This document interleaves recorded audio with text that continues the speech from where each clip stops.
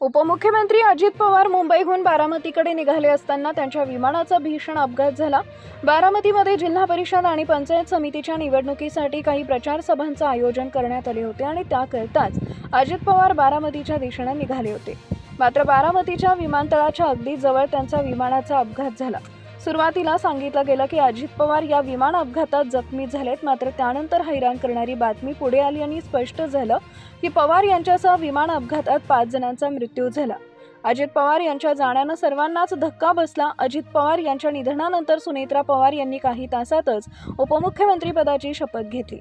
आता अजित पवार यांच्या निधनानंतर अनेक संशय व्यक्त केले जात आहेत। रोहित पवार यांनी पत्रकार परिषद घेत काही मुद्दे मांडले, त्यामध्येच आता खळबळ उडवणारी माहिती पुढे येत असून अजित पवार यांच्या विमान अपघाताबद्दल संशय अधिकच वाढल्याचं बघायला मिळते। माहिती अधिकार कार्यकर्ते नितीन यादव यांनी 28 जानेवारी 2026 रोजीचे मुंबई विमानतळावरील सीसीटीव्ही फुटेज मागितले होते, मात्र सरकारच्या नागरी विमान वाहतूक विभागाने हे देण्यास नकार दिला। सीसीटीव्ही फुटेज देण्यास नकार दिल्याने संशय अधिक वाढला। हेच नाही तर नितीन यादव यांनी थेट न्यायालयात याविरोधात धाव घेतली। नितीन यादव यांनी 28 जानेवारी रोजीचे सकाळी 6 ते 9 दरम्यानचे सीसीटीव्ही फुटेज मागितले होते। मुंबई विमानतळावरील हालचाली त्यांना बघायच्या होत्या, कारण ज्यावेळी अजित पवार मुंबई विमानतळावर पोहोचले त्यावेळी नक्की काय घडलं हे सीसीटीव्ही फुटेजच्या माध्यमातून बारीक तपासायचे होते।